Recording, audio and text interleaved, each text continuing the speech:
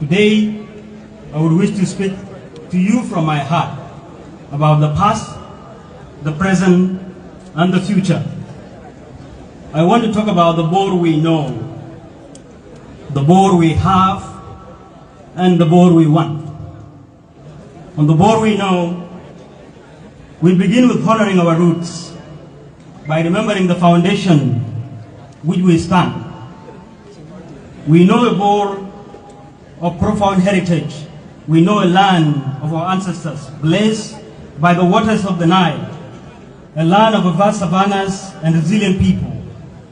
We remember the beauty of our pre-conflict time, a time when communities was our greatest wealth, when respect for elders and the bond for kinship were unshakable pillars of our society.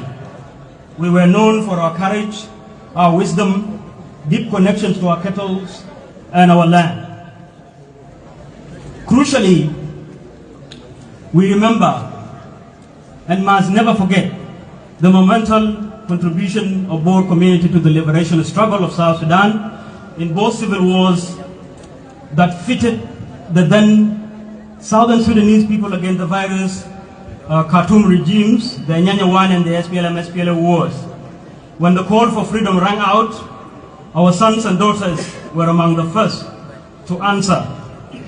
We gave not just soldiers, but thinkers, strategies, unwavering patriots.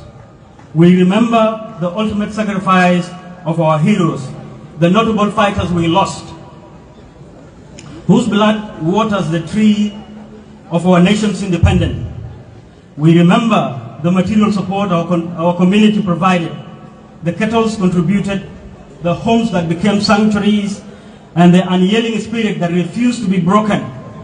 The boar, the boar of courage, sacrifice, and unity is the boar we know, the boar we have. Yet today we must turn our gaze from the glorious past to the painful and complex present. The boar we have today is a community faced with an existential crisis and threats, a collective trauma perpetuated by both external and internal threats and internal fractures. We are struggling under the weight of severe political division and hatred. The same blood that unified us for liberation is now being poisoned by factionism, turning brothers against brothers, families against families. The division have stripped us of our collective political, economical, and military power, leaving us vulnerable in the face of our adversaries. Our people endure reckless violence, cattle raiding, child abduction, physical attacks from criminals within neighboring communities and those whom we seek for pastures from.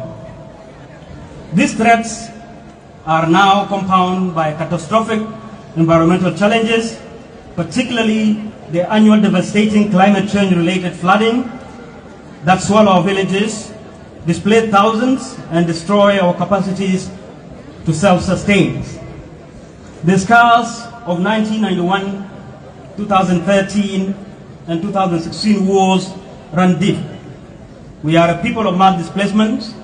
Our members are scattered in IDP camps across the country, serving as refugees in the foreign lands, struggling to survive in overcrowded cities in East Africa. Even more tragically, we see our resilient youth embarking on desperate journeys, taking risky boats across dangerous seas, seeking refuge and opportunities in distant European countries and Americas. When the children of the heroes are forced to flee the nation they paid the ultimate price to create, it is a sign that our work is undone. To make matters worse, we are actively tearing ourselves down using a very tool of the modern age.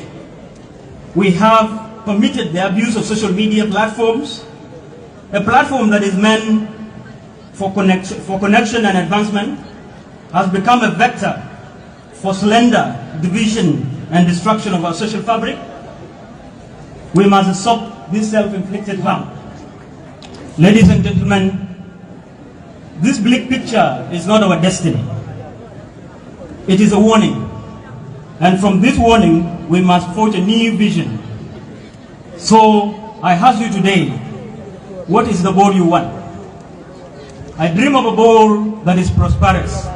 A Bor where our youth are empowered economically, not with handouts, but with the skills and opportunities and the means to build businesses and feed their families here and at home. A dream of a united Bor, a Bor where we see our diversity as a strength and not weakness, a Bor where political and sectional differences are settled through dialogue, not violence, a Bor that cares for each other, where the success of one is a joy for all and a struggle for one is a concern for all. I dream of a Bor that protects her image, a Bor where we are proud ambassadors of our culture, where we use social media to build, to educate, to connect, to uplift, and not to destroy. I dream of a Bor that is politically sober and great in all aspects, a Bor that produces leaders of integrity, not tribalism, a Bor whose voice is respected in national discourse because it is a voice of reason, wisdom, and unity. This is not a naive dream. It is a mission, and it starts with us, the youth, here and now. It starts by ending the petty fights on our WhatsApp groups and Facebook. It starts by reaching out to brothers and sisters from different sections and rebuilding trust. It starts by prioritizing education, by embracing peaceful coexistence, by holding our leaders and ourselves accountable. My administration will focus on 4 pillars: unity, empowerment, resettlement, and image restoration. We will launch a peace and reconciliation forum across communities. We will initiate youth skill trainings, programs, and advocate for rights at all levels.